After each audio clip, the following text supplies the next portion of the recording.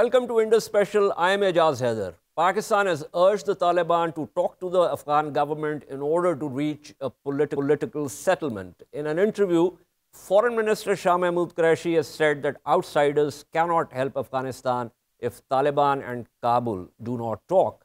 Peace talks between Taliban and the US have been called off because the insurgent groups refused to meet Kabul's representatives. Meanwhile, reports said the Taliban launched a series of attacks on security checkpoints in 4 Afghan provinces early on Thursday, killing 32 members of the security forces and pro-government militias.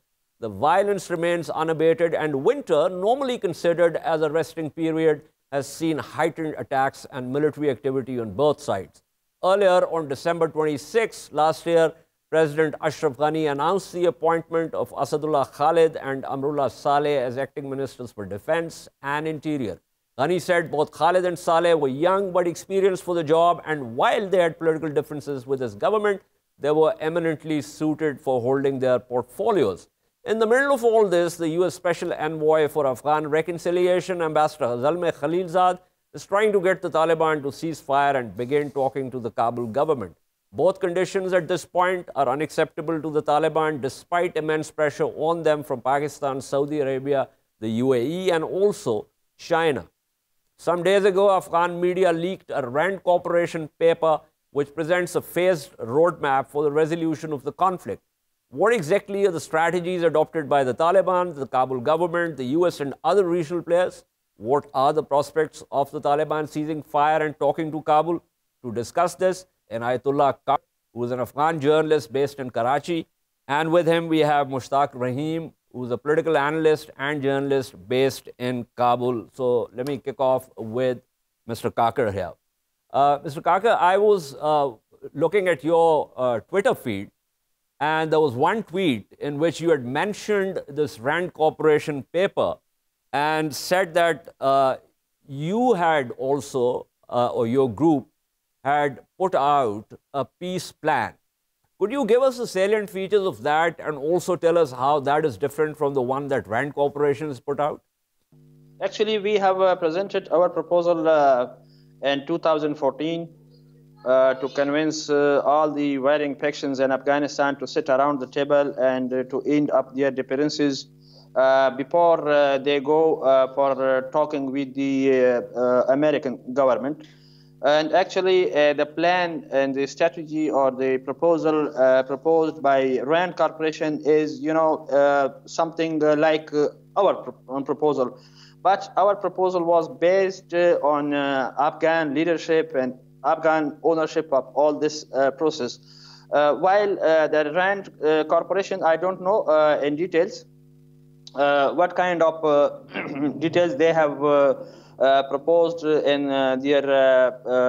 their proposal, but I think as I studied it and read it, I think it's also a kind of sound proposal to end the differences between the Afghans, as well as differences between the Afghan warring faction of Taliban and between the United States. So let's appreciate all those efforts being done to bring peace and stability to Afghanistan, and to force the Afghan warring factions to sit around the table of negotiations. Okay. Mushtaq Rahim, the problem with what Ayatollah Kakar is saying, and it's all very good if that can indeed happen, and various factions and groups and stakeholders within Afghanistan could sit together at the table and try and sort this out. Because if that could happen, then frankly, Afghanistan would not need any external interlocutors or negotiators. But the problem is that the Taliban movement is very clear that they are looking at the terms of withdrawal and surrender by the occupation forces, i.e. the US-led coalition, and that the Kabul government, as far as they are concerned, is an illegitimate puppet government of the invaders, and therefore they are not going to talk to Kabul. So this is the basic sticking point. So considering the sticking point, there are difficulties of actually getting the Taliban to talk to people within Afghanistan. How do you look at that? basically, I can tell you that the Afghan conflict has reached a point where the political settlement is imminent, and definitely the Taliban has realized that the Afghan conflict has to be ended with a political dialogue. Second thing is the narrative issues. The Taliban have to continuously promulgate their position through undermining the Afghan government in order to maintain the support of their foot soldiers and continue to keep the morale of their fighters high against their battle against the Afghan forces. Now, the point is that any peace settlement has to be, in my opinion, trilateral between the Afghan government and Taliban, including the Americans. And I think we are nearing that stage. As far as the media reports and media narrative is concerned, I think based on the experience that we have across the globe vis-a-vis the peace processes, I would urge you not to go by that, because before any peace agreement, you will have these hard sort of statements coming out from all sides in order to go to the negotiation table with an upper hand in the negotiations. So Taliban will continue that.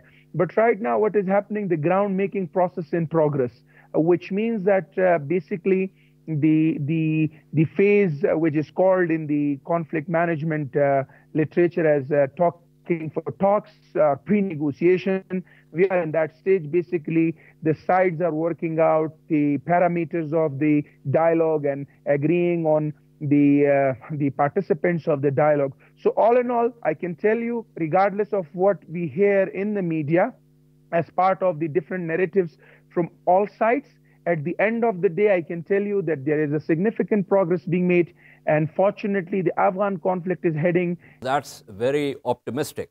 And I will go back to Mushtaq Rahim to explain it further. But Inayatullah Kaka, you heard Mushtaq Rahim.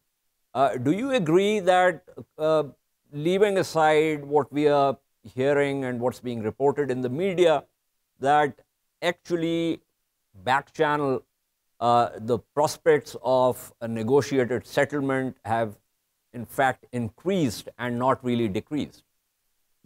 Actually, the first thing is that we have to appreciate this process, which is fortunately or luckily being started by President Trump, and he has given a very broad authority to Mr. Khalilzad to settle out the problem. This is one side. But as I think there are some kind of difficulties and obstacles ahead of this process, because as far now we knew that the talks have been delayed due to unknown reasons. It was about to hold the talks in Doha, but unfortunately it has been delayed for some time and for unknown reasons. So as I think now, the process is being stuck a bit among the... So are you saying that you're not as optimistic as Mushtaq Rahim?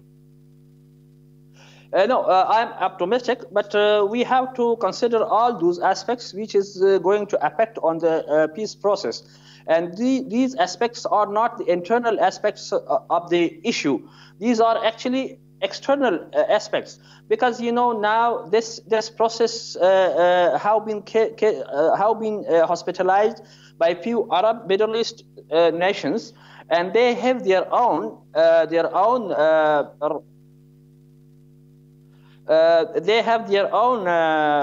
rivalries about Afghanistan, and you know, as we heard and as we saw, as we are aware of this thing that Crown Prince of United Arab Emirates visited Pakistan, and he forced the Pakistani officials to convince the Taliban to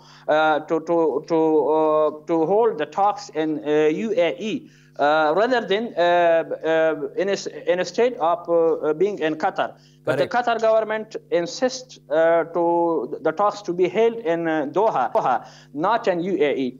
And Pakistan is now trying to convince the Taliban to go to UAE instead of Qatar, because the Pakistani officials have already taken a large amount from Saudi Arabia and from UAE. So you say, I agree process. with you. I agree with you, and I think this is something where the main issue, which is to get the Taliban to start talking, is being sacrificed at the altar of the intra-Gulf dispute with Saudi Arabia and the UAE on one side and Qatar on the other side. I agree with you, but at the same time, and let me go back to Mushtaq Rahim on this, because he was optimistic, and I think it's after a very long time that I have heard someone actually be so optimistic about the outcome of this process. But there is a lot of pressure on the Taliban from Pakistan, the UAE, Saudi Arabia, and also China to A, to bring the level of violence down, and B, to decide to start talking to Kabul. Is that correct? Yes, there is a lot of diplomacy taking place. We all know that the United States assigned a special representative, Zalmay Khalilzad, as responsible for leading the peace process. They are in a hurry. They want to see some positive progress in regard to the Afghan peace before the election season starts in the United States. Also, all the parties engaged in the region, the stakeholders, they realize the fact that if Afghan conflict is not ended sooner rather than later, this may cause challenges to the stability of the whole region, especially countries like China. They realize that their ambitions, their economic ambitions for the region requires a stable region. The Arab countries, the Afghan government has been engaged in diplomacy with them, and I think the outcome has been positive, that they have shown a lot of eagerness to support the whole process, the peace process in Afghanistan. So yes, there is a momentum generated, and of course, again, going back to his experience of other countries in the world which have experienced the conflict, this phase of the peace process is always full of a lot of pressure, because that is where people get mobilized to join the peace process. The parameters are recognized, and also the parties to the table which sits for negotiation are identified. And each party of the negotiation tries to assure that they go with a stronger stance as far as the talks are concerned. Absolutely, that is part of negotiations. You want to get to the table and you want to play a very strong hand. But here's the problem, and that problem is that the Taliban, if we look at the ground situation, the Taliban they have essentially expanded the areas under their control, and Kabul's writ has gradually weakened. There's been a lot of attrition of the Afghan National Security Forces. But on top of that, while the Taliban are being asked to talk to Kabul, even though they consider the government in Kabul as not legitimate, President Ghani has gone and placed two people as acting ministers of defense and interior who are known to be anti-Taliban, and at least Saleh is also known to be anti-Pashtun. And the fact that the Kabul government is thinking of going into for the parliamentary election and also for the presidential elections, that is the kind of red rag to a bull. And I think Inayatullah Kakar was saying that the Taliban have pulled back for unknown reasons. But here's the scenario that I'm playing out for you, which is that this could be one of the reasons that they've decided that they're going to pull back and see they are not going to go back to the table until some of their conditions are met. Would you agree with that? Unfortunately, I'm going to be disagreeing to some of the statements that you made as part of your pitching the question. First and foremost, since 2014, I think the Afghan conflict is faced with extreme stalemate, absolute stalemate. Nobody has gained or lost ground. Yes, the Taliban have increased their attacks in the urban areas where they have been inflicting a lot of losses, which has also been causing civilian casualties, which in turn has put a lot of pressure on Taliban as well, that at some occasions they have not been able to even claim successful infiltration and operations. Secondly, the Afghan army since 2014 and the Afghan security forces, they have been standing up to the challenge, a challenge that was that had support of over 100,000 international forces, is now only faced by the Afghan security forces, and they have been facing it off quite well. So the attrition or losing ground, I don't agree to that. The only thing that worries Afghans as neutral people or independent people is the amount of losses on both sides, because we believe at the end of the day it's the Afghans who are losing lives, who are losing limbs, and it's Afghan families who are facing the brunt of the ongoing conflict. The rest, as far as the war is concerned, I don't think anybody is conceding ground. The second point is that you mentioned Saleh, anti-Pashtun. I don't know what is your source of information. I've always found Saleh as one of the mainstream politicians of Afghanistan and one of the mainstream individuals who believe in an Afghan unity, and he has been working for the Afghan unity. And the appointments, as you said, of course, when you go to the talk and the fight and the war on the ground can continue at the same time. And we know that these two individuals are strong managers, and President Ghani also wants to go to the talking table, to the negotiation table, with a strong position where he has made some gains on the battlefield. That's why he has brought these people in. So that's what I can tell you. As far as the talks are concerned, I think President Ghani has shown a lot of will, and his political will was demonstrated during 2018. I can remind or I can tell you about the Kabul conference, 28th February last year, yes, where he came up with a comprehensive peace roadmap. It was, including review of the Afghan constitution. I agree with you that was very comprehensive. But just for a bit of clarification with reference to what I said, as you know very well, an insurgent force wins when it does not allow the other side to win. So it's about that. And secondly, as far as Amrullah Saleh is concerned, there was a time when I shared a couple of sessions with him at conferences and heard him speak, and have also heard him speak at other interviews. And the sense that comes across is what I was conveying to you, but I might be wrong. But let me just quickly go back to Inayatullah Kakar, because he has to leave also. Inayatullah Kakar, now that the talks got called off just a day before they were supposed to happen, what are you looking at? How long will it be before you think the Taliban get back to the table? The first thing is that the Taliban are ready for talks. Their negotiating teams, they are ready for talks, even in Qatar and also in Islamabad in Pakistan. Thank you so much, Inayatullah Kakar. I shall take a short break, and when we return, we will talk to our other panelists also with reference to Afghan talks and the violence in Afghanistan.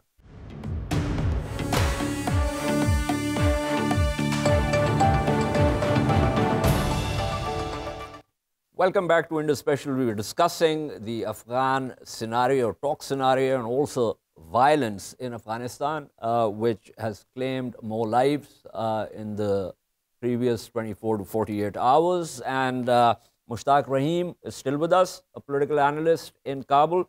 And we are also joined by Saifullah Gul, who is the bureau chief for Indus News in Peshawar. Saifullah Gul, thank you so much. We were talking about the prospects of talks, what exactly is happening. There was also a certain degree of optimism, in fact, a lot of optimism about the ground now being well prepared for pre-negotiation phase and also going into the negotiations. Of course, there's a spoiler effect and there are certain snags, but that always happens because this is a very complex situation. What is your reading, A, of why did the Taliban call off the talks just a day before they were supposed to happen? and where do you think the situation is now headed? Actually, like yesterday, just you mentioned about the Taliban issue. Yesterday, they said that actually the US, they are using other governments to put pressure on including the Afghan government, because they had demanded previously that they don't want to have the directly Afghan government in the talks process.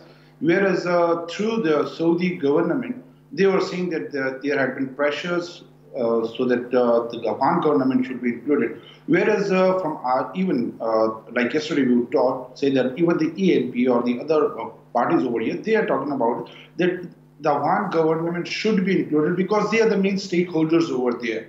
So these are the issues which the Taliban actually, they don't want directly the Afghan government to be in. But the talks, like previously there had been many occasions that there had been talks in Qatar and other regions, even in Pakistan. Pakistan facilitated, if we can just recall a bit, just a couple of years back, we had also tried to facilitate the talks. But there was a stalemate, and again, it But now we hear that the UAE wants the talks held in UAE rather than in Qatar, and that has something to do with the intra-Gulf states conflict between Saudi Arabia and the UAE on one side and Qatar on the other side. So have you heard about that? Have you talked to people and said, you know, these talks are going to make shipwreck on the rocks of an intra-Gulf states conflict? Is that the reason for, or is that one of the other reasons for the Taliban to have called off the talks? You can just pin it for a while to that.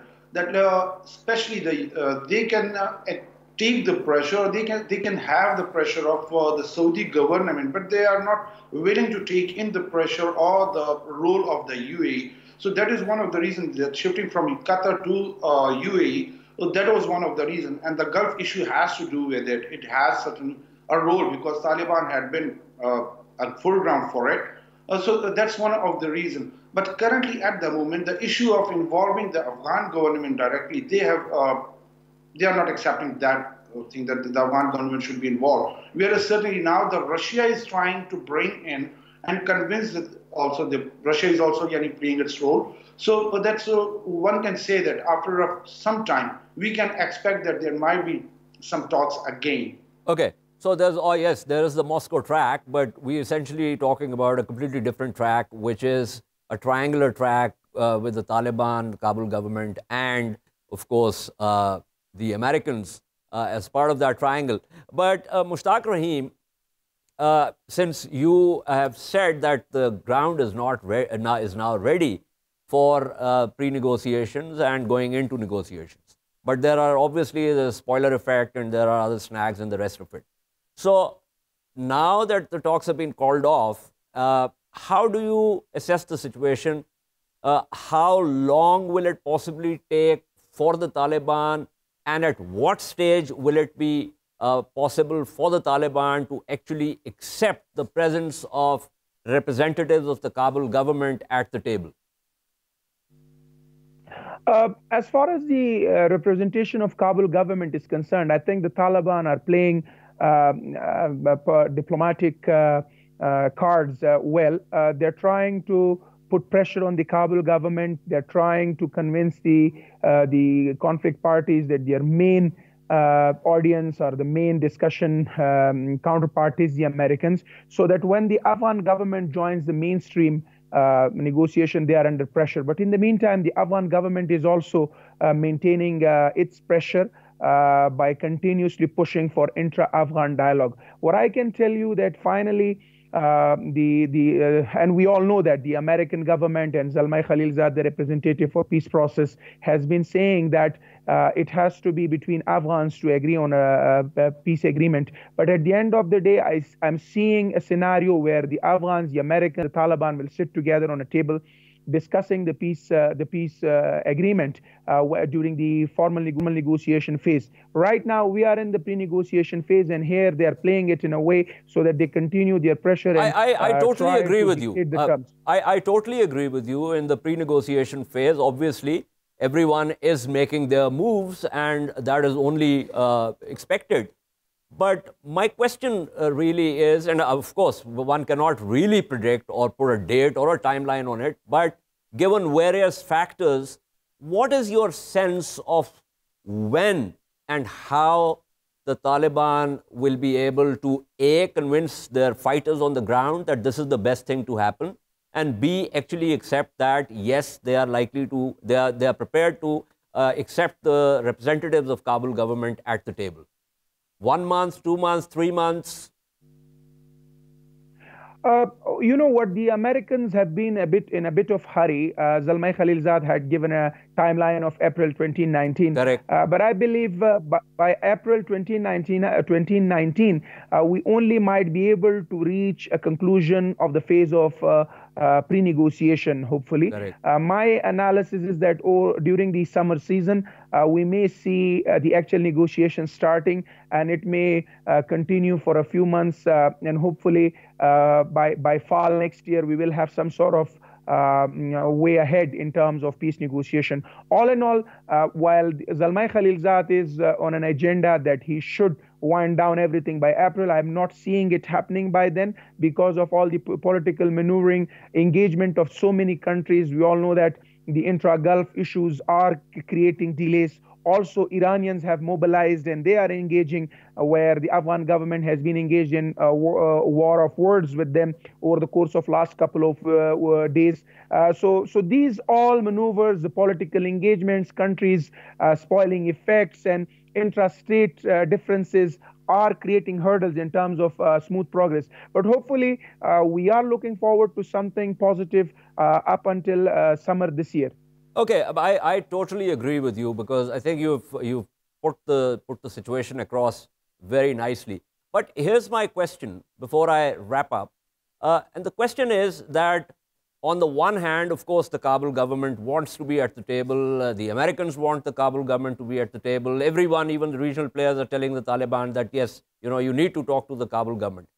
But at the same time, there is a political process that is ongoing in Afghanistan, which deals with, although parliamentary elections have been delayed, but there's the presidential elections also. What if the Taliban say, well, you cannot ask us to talk to you and at the same time go on with this process because we do not consider this process as legitimate? What happens then? No, actually, the presidential election has already been delayed by 3 months from its scheduled timeline. And I'm expecting that it will be further delayed. It's not about that they question the legitimacy of the process. To me, it's mainly having an opportunity to join the process, because even if anyone is in place of Taliban, they would be questioning you that, yes, I joined the peace process, but I don't have an opportunity to be part of the political processes, or to be part of the leadership of the country. So for that purpose, I'm seeing most probably there will be some delays as far as the elections are concerned, and that shouldn't be a big issue. I mean, considering the importance and the width of the whole peace process, I think the Afghan people, the Afghan government, international community, everybody will agree to delay things up until we have an opportunity for everyone to join the peace process. The presidential election is delayed for 3 months. Another delay of 3 months won't make any big difference. And why not for the sake of peace process? I think that's a very plausible explanation. Thank you so much, Mushtaq Rahim, for giving us your insights and your analysis of the situation. Also, Mr. Gul, who is our Bureau Chief, Indus News in Peshawar. We're going to take a short break. And when we return, we shall discuss a statement by the Turkish Foreign Minister that a US missile deal will be impossible for Turkey if it is tied to dropping the 2017 deal for acquisition of the Russian S-400 system. Stay with us.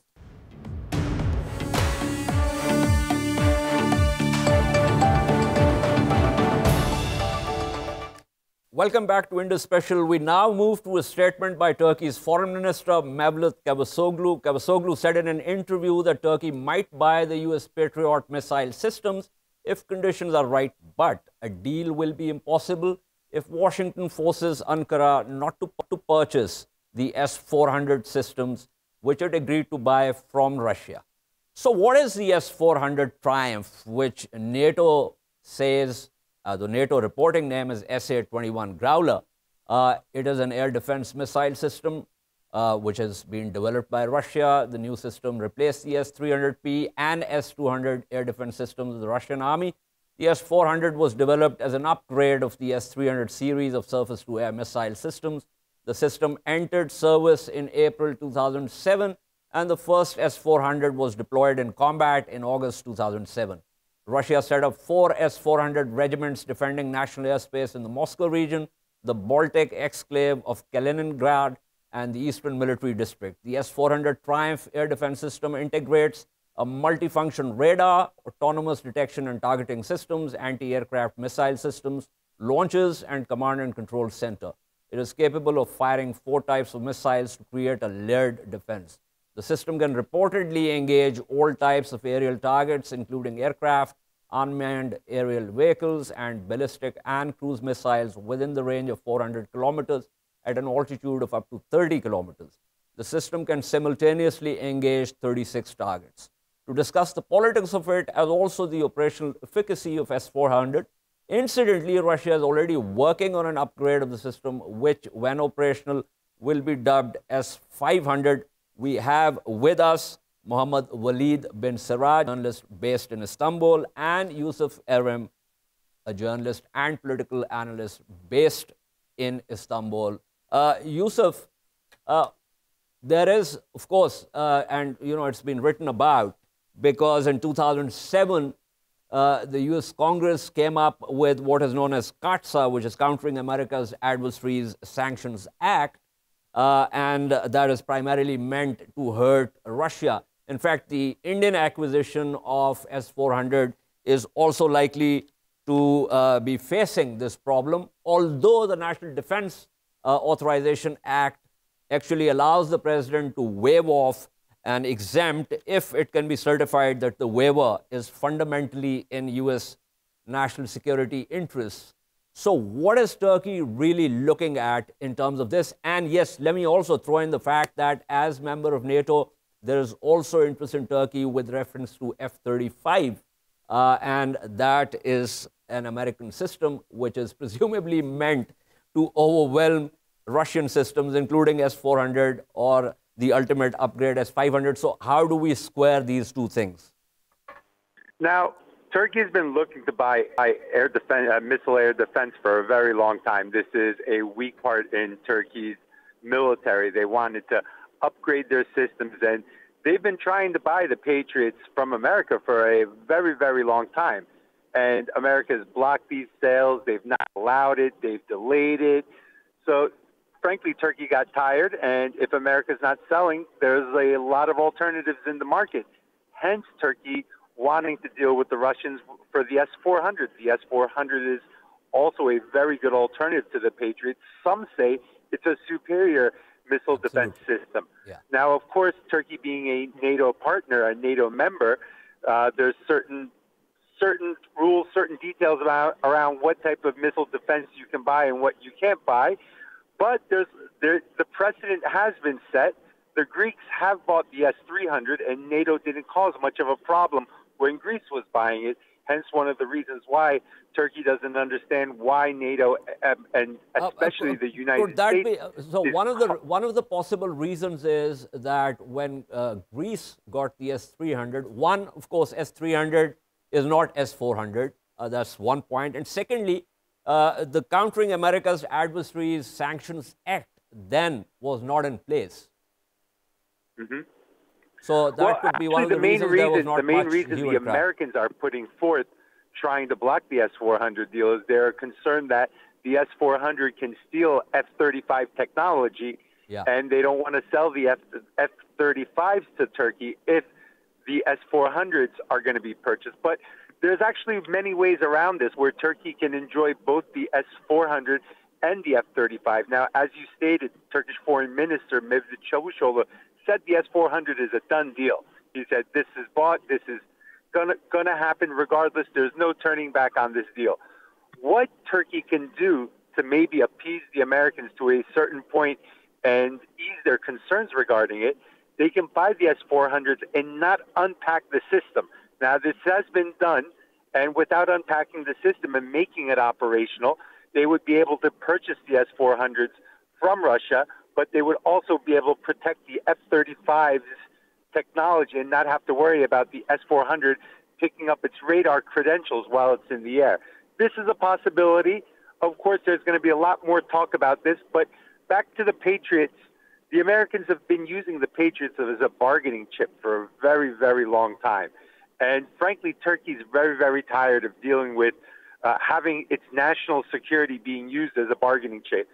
No country should have to have national security as a bargaining chip. If you're not going to sell it, you're not going to sell it. There's many alternatives in the market now. It's not like it was 20, 30 years ago where there was only one or two major players. Russia makes very good weapons. China makes very good weapons. South Korea makes very good weapons. And you know what? Now the Turks make very good weapons too, as their indigenous defense sector has grown greatly over the years. No, I agree. One of the reasons Russia is asking for top dollars wherever it is selling this system, including the deal with India, is because clearly, as far as the experts are concerned, the S-400 is superior to both the Patriot as well as the theater high-altitude air defense system that the Americans have. But it's very interesting. I'll come back to what you said about not unpacking the system, because I think when you get something like that, there is absolutely no possibility of it not being operationally functional. But I'll pull in Waleed bin Siraj here. Waleed, what do you think of what the prospects are for Turkey, and also in terms of the operational efficacy of S-400 and what Aram said about not unpacking the system?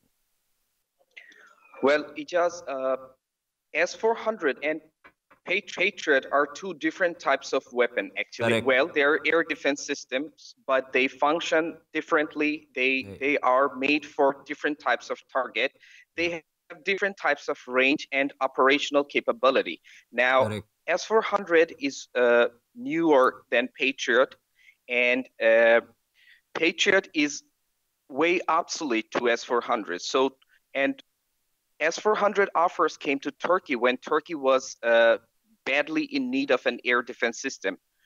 So Turkey has capability to use both of the air defense system.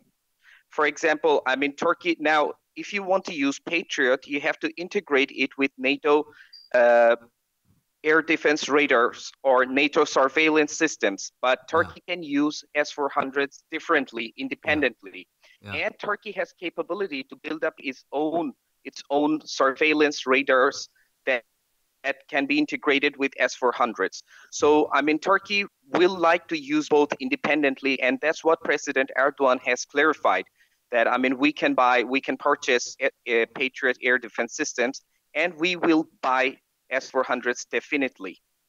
On the other hand, Russia gave Turkey another option to joint manufacturing of S-400s. So Turkey in future will acquire some know-hows of S-400s. So it will give Turkey an upper hand, definitely. And Turkey is trying to get independent regarding their defense industry. So it's a great offer for Turkey, and Turkey has taken it. So America is trying to put pressure on Turkey, but as Foreign Minister Mevlut Çavuşoğlu said yesterday, that Turkey's security and Turkey's national security is beyond negotiation. We will not discuss about it. We can cooperate in different fields. We can enhance trades and other cooperations, but we won't negotiate about our security and defense. No, absolutely, because I think you make a very important point in terms of the fact that Turkey can operate the system independent of the radar coverage and target identification and acquisition systems of NATO in place, and I think that's very important. Plus, there's also, I think, even for NATO members, there are end-user agreements as far as the American weapon systems and platforms are concerned. But give me a sense of course, Turkey has said that it's not going to pull back from this. That's what the foreign minister said. That's what the President Erdogan has also said. But how do you think it's going to play out ultimately, especially with reference to F-35? Okay, U.S. is fearing that if Turkey uses S-400s, some of the critical technology of F-35 may end up in the hands of Russians or China. Yeah. But the thing is,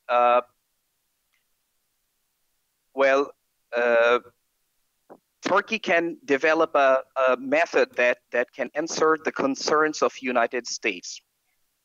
Secondly, China is an expert on reverse engineering. They don't need to use Turkey to get, technologies from America. And Russia. Here's the funny thing. U.S. The opposition of U.S. is alleging the ruling Republican Party for rigging the election through Russia. So which is a bigger thing. If Russia wants to take F-35 technology, they don't have to, sell S-400s to Turkey.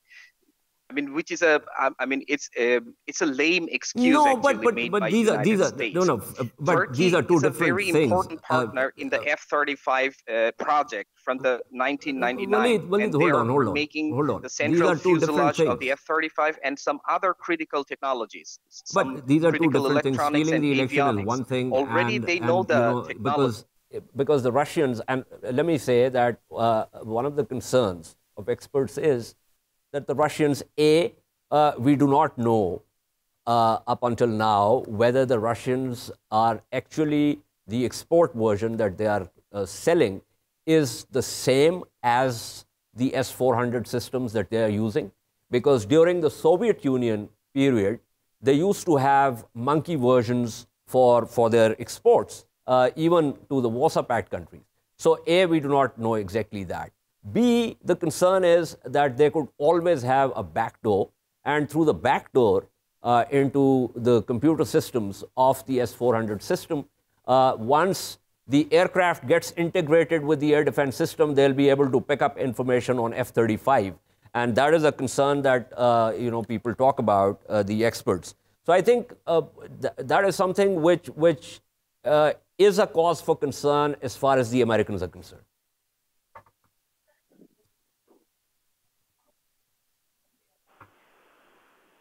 Well, again, I would say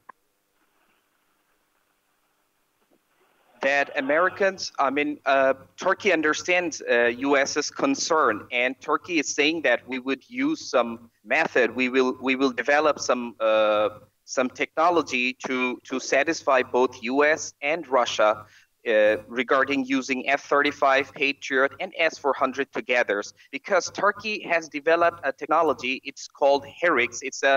It's a national air surveillance system. It's a centralized systems like NATO use in the world, in different parts of the world. And Turkey has developed indigenously this one. And Turkey is saying that we're going to use S-400s either independently or we will integrate them in our national surveillance system. So there is no way that F-35, because F-35 will be integrated in Aegis system, which is a NATO surveillance system, central surveillance system, or Patriot. The Western technologies will be used in integration with NATO. Let me go back to Yusuf Aram here and broaden the thrust of this in terms of US-Turkey relations. We saw President Erdogan write an op-ed in the New York Times with reference to the decision by President Trump to withdraw forces from Syria. And he's basically stressing that Turkey is the primary player and positioning Turkey as the primary player in terms of further negotiations and a transitional government or whatever comes next in Syria. And at the same time, he was also very concerned about the statement by John Bolton with reference to the YPG.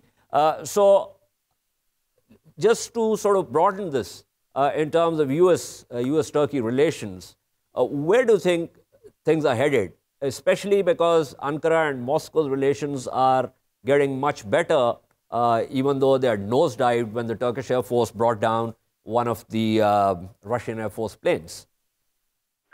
Before I answer this, I would just want to touch on one more topic from the previous discussion. Turkey is, as Mr. Walid mentioned, an important partner in the F-35. They've developed many important key components, and the U.S. F-35 project does not work without Turkey being a maintenance hub and without Turkey's components that they've prepared. So I think the U.S. is highly bluffing with this F-35 threat against Turkey. They need Turkey more than Turkey needs the F-35. Now, back to your question right now. Going forward with the U.S. withdrawal, I don't think the Turks are taking Bolton very, very seriously. As you know, President Erdogan didn't even meet with Bolton. He didn't feel it was necessary, especially after the comments that Bolton made in Israel the day before he came to Turkey, talking about protecting the Kurdish fighters. Now, up till Bolton's comment, it was protecting the Kurds, and then Bolton added the condition of protecting the Kurdish fighters. Now, the Kurdish fighters he's talking about are obviously the YPG. And the YPG in Turkey's eyes are terrorists. This is no ifs, ands, or buts about it. They are terrorists. Turkey doesn't protect terrorists. Turkey fights terrorists. So that was a non-starter, and that sabotaged the Bolton negotiations before they even started, because he came laying down a condition that was a complete red line. Now, where will talks go from here going forward? Well, most likely, I'm still expecting Turkey to launch an operation east of the Euphrates. The Turkish defense minister visited border troops just a couple of days ago. He visited border troops. Actually, not even a couple of days ago. I think last night he visited them. And he just made sure that the preparations are ready for an operation. And we have to remember, before President Trump even talked about a withdrawal, Turkey was ready to launch an operation east of the Euphrates. So this decision to enter the region where the YPG is was not contingent on a U.S. withdrawal. This was Turkey's plan all along. And when you look at previous Turkish operations into Syria and into Iraq, whether it be Sinjar, Harbor, or in Syria, whether it be Idlib or Afrin or the Euphrates Shield area, there's been a sharp decline in domestic terror. So President Erdogan sees these operations having a very positive impact on domestic terror. So he understands he's targeting the right people. He's targeting the people that are coordinating these attacks, financing these attacks, and supporting these attacks. And as long as the Turkish people are safe, he's going to continue these operations to clean terror off Turkey's borders. Okay, is it possible, and quickly, and before I wrap up, there was a ceasefire with the Kurdish Workers' Party, and of course, there were political negotiations also. Do you think there is absolutely no possibility of going back to that instead of just launching military operations against the YPG or the Kurdistan Workers' Party? Frankly, right now, with the current state of things, no, I don't think there is an opportunity for a serious amount of peace talks to be undertaken. Can this change in the future? If the PKK lays down its weapons and wants to talk democratically, maybe President Erdogan might take it into consideration. He has taken into consideration before. He's extended his hand out to them before. Even in the op-ed in the Wall Street Journal, President Erdogan specifically states that the child fighters, the kids that were recruited by the YPG, he's going to help return them to their families. This, in short, is an amnesty to certain members of the YPG. He understands that many of these people were forcefully recruited. He's not out to get everybody. He just wants the core leadership that are behind these terrorist attacks. The rest, the members that have nothing to do with this, the members that have no say-so, they're not important. They can be rehabilitated, allowed to live a normal life. But remember, this YPG does not represent the Kurds. They are a left-wing Marxist party. Now, when you look at the Middle East as a whole, nowhere in the Middle East is there a left-wing majority. The Kurds are people of the Middle East. They are no different. They are right-wing and they are conservative. Okay. Thank you, Yusuf M. and also Muhammad Walid bin Siraj for giving us your perspective on the S-400 deal and also the broader question of U.S.-Turkey relations. This is all for today. We'll see you next week. Until then, it's goodbye.